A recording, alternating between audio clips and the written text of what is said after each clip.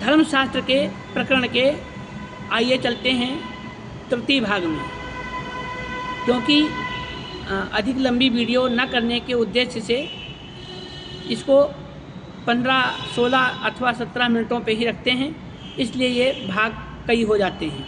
तो आइए चलते हैं तीसरे भाग पर।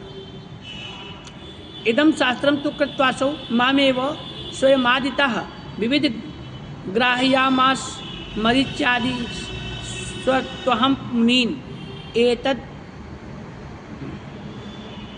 एतदोऽयं भृगुशास्त्रं श्रावयिष्यत्य शेषतः एतद्धि मत्तोऽधिजगे सर्वमेकोऽखिलं मुनिः। भगवान मनु ने ऋषियों से कहा कि ब्रह्मा ने सृष्टि की आदि में इस धर्मशास्त्र को मुझे पढ़ाया है, मैंने मरीच आदि ऋषियों को पढ़ाया है, महर्षि भृगु ने यह संपूर्ण शास्त्र भलीभांति मुझसे पढ़ा है, यही तुम लोगों को आदि से अंत तक सुनाएगा।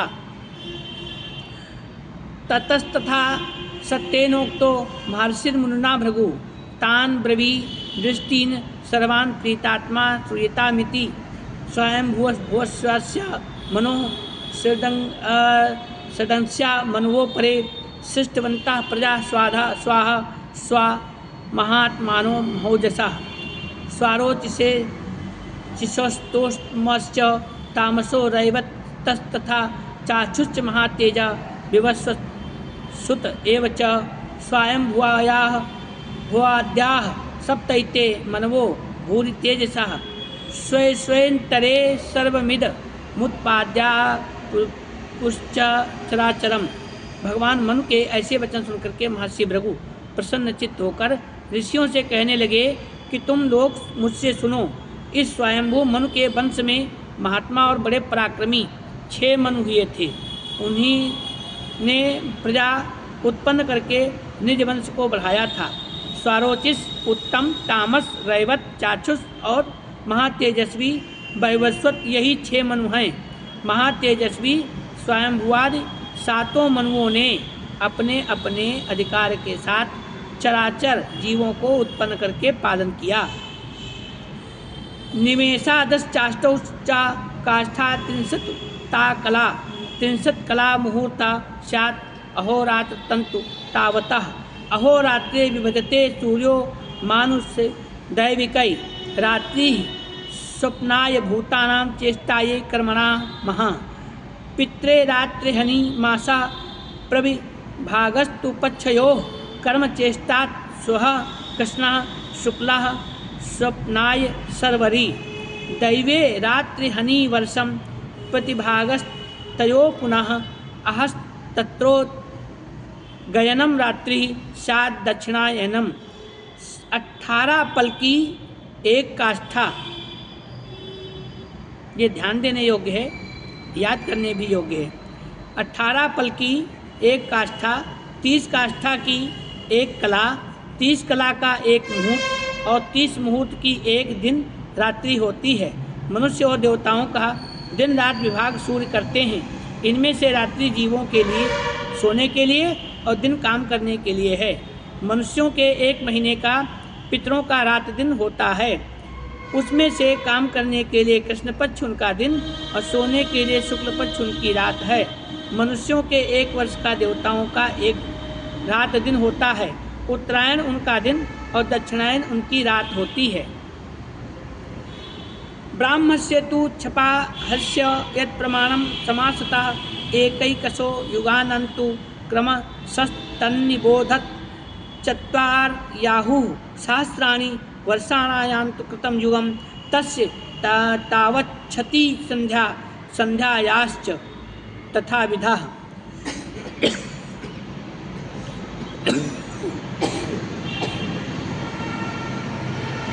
इतरेषु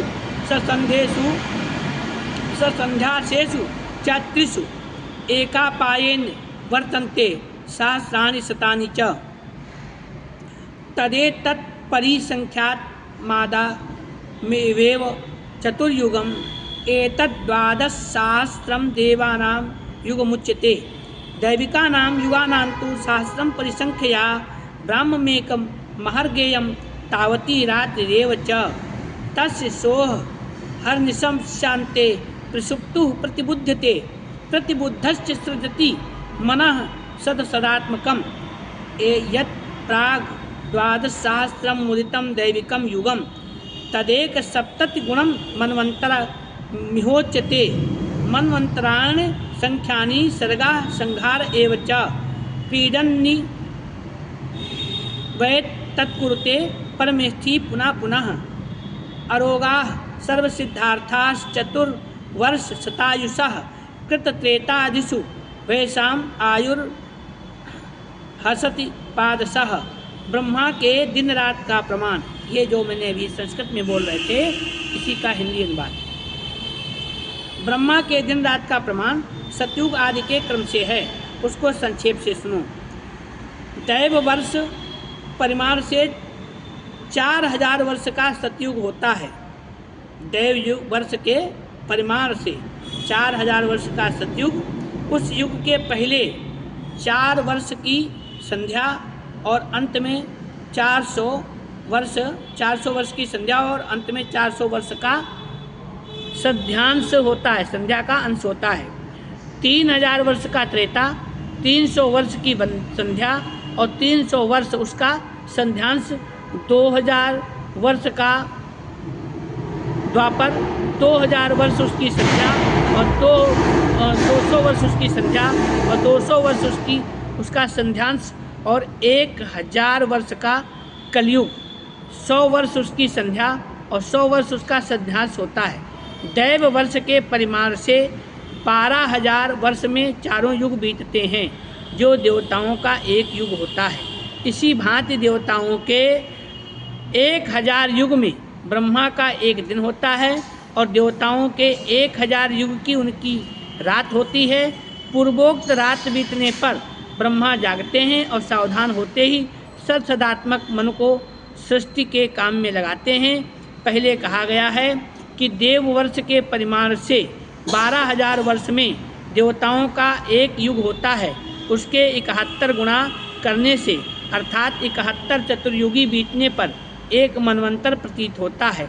इसी प्रकार से असंख्य मनवंतर आते जाते हैं तथा अनेक बार जगत की उत्पत्ति और प्रलय होती है।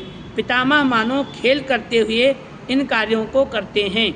सतयुग में मनुष्य रोग रहित रहता था, सिद्ध काम और 400 वर्ष की आयु वाले होते हैं, परंतु त्रेता आदि तीनों युगों में उनकी आयु का परिमाण क्रम से 100 वर्ष घटता है, अर्थात त्रेता में 300 वर्ष, द्वापर में 200 वर्ष और कलयुग में 100 वर्ष की आयु वाले मनुष्य होते हैं।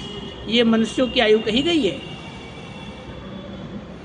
अवतारी देवताओं और अवतारी पुरुषों के विषय में नहीं है। तो ये सृष्टि प्रकरण का तृतीय भाग धर्मशास्त्र ग्रंथ से पूर्ण हुआ।